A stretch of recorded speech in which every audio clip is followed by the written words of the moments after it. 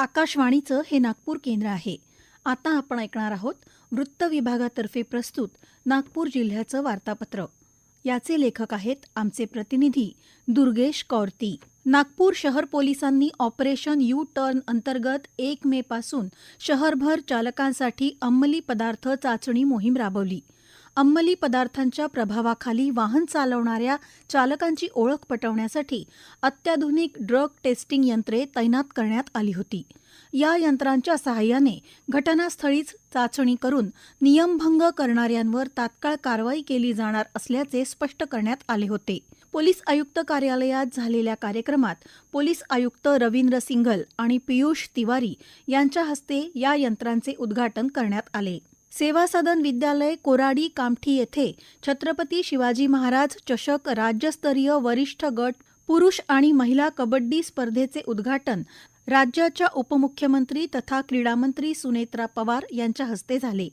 कबड्डी हा केवळ खेळ नसून संस्कृती, शिस्त आणि संघभावनेचे प्रतीक असल्याचे सांगत सुनेत्रा पवार यांनी या मर्दानी खेळाच्या विकासासाठी राज्य शासन कटिबद्ध असल्याचे नमूद केले. खेळाडूंना नोकरी, विमा आणि प्रोत्साहन मिळावे यासाठी नवीन क्रीडा धोरण आखले जात असल्याची माहितीही त्यांनी दिली.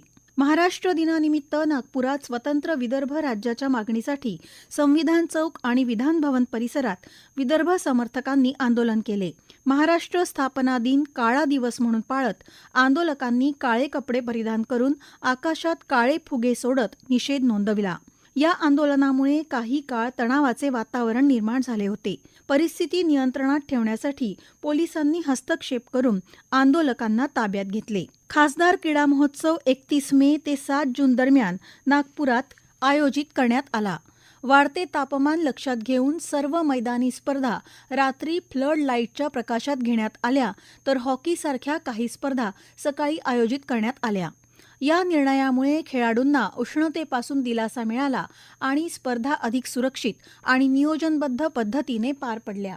पत्रकार आणि त्यांच्या कुटुंबियांच्या आरोग्याची काळजी घेण्यासाठी कॅन्सर केअर फाउंडेशन आणि नागपूर प्रेस क्लब यांच्या संयुक्त विद्यमाने 10 मे रोजी मोफत कर्करोग तपासणी आणि आरोग्य शिबिर आयोजित करण्यात आले.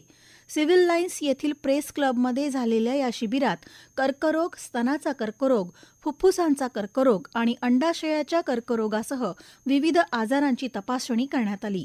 केंद्रीय मंत्री नितीन गडकरी यांच्या मार्गदर्शनाखाली पूर्ती सिंचन समृद्धी कल्याणकारी संस्थेच्या रौप्य महोत्सवी वर्षानिमित्त नागपुरात 2 दिवसीय राष्ट्रीय परिषदांचं आयोजन करण्यात आले होते.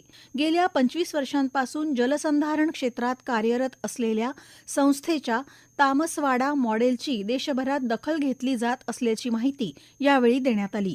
या उपक्रमांतर्गत 17 मे रोजी नागपूर जलसंवाद तर 18 मे रोजी जलक्रांती परिषद आयोजित करण्यात आली होती. ऑनलाईन औषध विक्री विरोधात अखिल भारतीय औषध विक्रेता संघटनेच्या आवाहनावरून 20 मे रोजी देशव्यापी बंद पाळण्यात आला होता. नागपुरात औषध दुकाने बंद ठेवण्यात आली होती, तर नागपूर जिल्हा केमिस्ट अँड ड्रगिस्ट असोसिएशनच्या वतीने संविधान चौकात निदर्शने करण्यात आली. ऑनलाईन औषध विक्रीमुळे नियमांचे उल्लंघन होत असून तरुणांमध्ये नशेचे प्रमाण वाढण्यास प्रोत्साहन मिळत असल्याचा आरोप आंदोलनकर्त्यांनी केला.